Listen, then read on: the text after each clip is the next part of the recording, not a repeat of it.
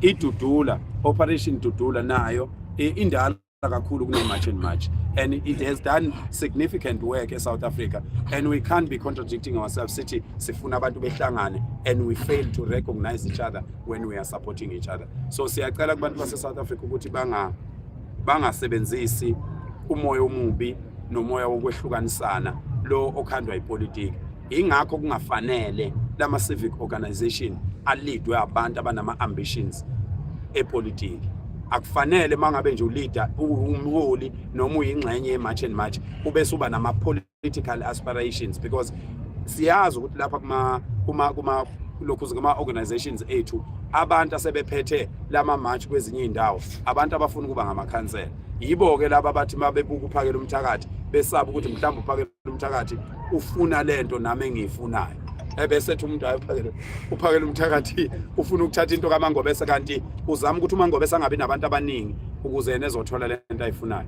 Mina ngistrong weingane zakwethu, ngifuna nazo eintatheli la eSouth Africa bambalwa abantu abastrong njengami.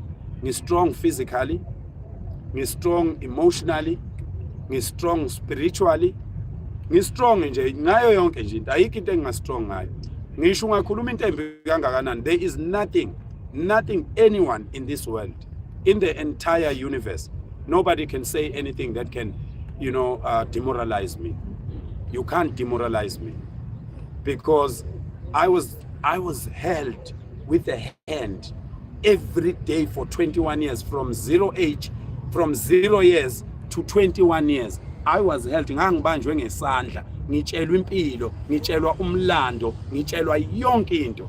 Ngitshela ubudoda, ngifundisa ukuthi buyini ubudoda bumelana. Abaningi bayamangala la.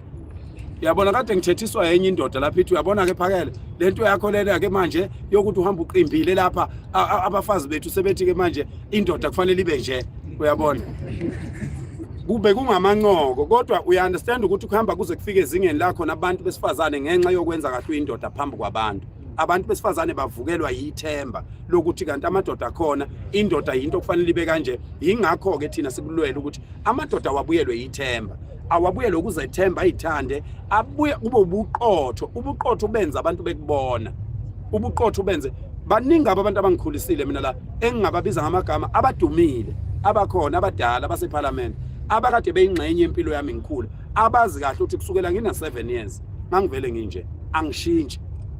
So laba baphuma umkhankaso wokuzama ukuthi bengingcolise noma bezama ukungiqeda amandla akwenzeki kalula, ngoba yikho into ongayicinga ngame engcolile uyithola. Angiyiphili impilo engcolile, hayi ukuthi ngiyayifihla, anginayo impilo engcolile mina.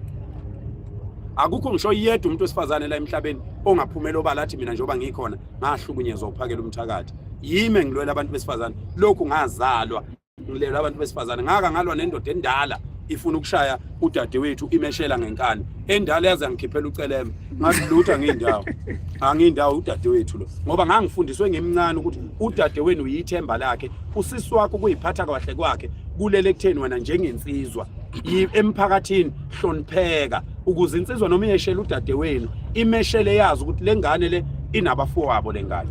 Angikwazi ukushela lengane ngenhloso yokufuna ukuyichaphaza. Ilokho kufanele sikubuyise sizinsizwa, ilokho kufanele sikubuyise. So lwaba bazama ukona lo msebenzi ongake sesiwenzile ngeke kwenzeke. Insizwa nomsizwa, whether akhona amanye ama civic organization noma ngaba wekho, insizwa nomsizwa lokho kufanele achieve eSouth Africa izoku-achieve South Africa, ngoba we are very consistent. Ayikho political party noma i-political a politician esike yafika kithi ngasese yakhuluma nathi isitshela ukuthi asiyeke ukuthi asenze ukuthi esitshela ukuthi asiyeke. Awukho umhlangano esiwufihlayo uma ngabe sihlangane nomuntu, ngoba sisuke senzela lokho ukuthi kungabi bikho izinto abantu abazoyisola, kodwa labo abafundiswe ukuthi yonke into emhlabeni yenziwa ngemali, we are here to teach them a new lesson.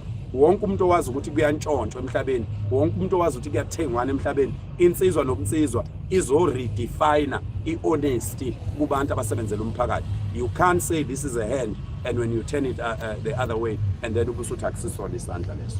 So ke besithi asendlalele nje bafowethu, siyafisa abantu besifazane eSouth Africa bengaphatheki kabi ukuthi mhlambe sesithatha imisebenzi yabo noma senzani. A wise woman will always know ukuthi uNkulunkulu always put men phambili ukuthi bavikele abantu besifazane.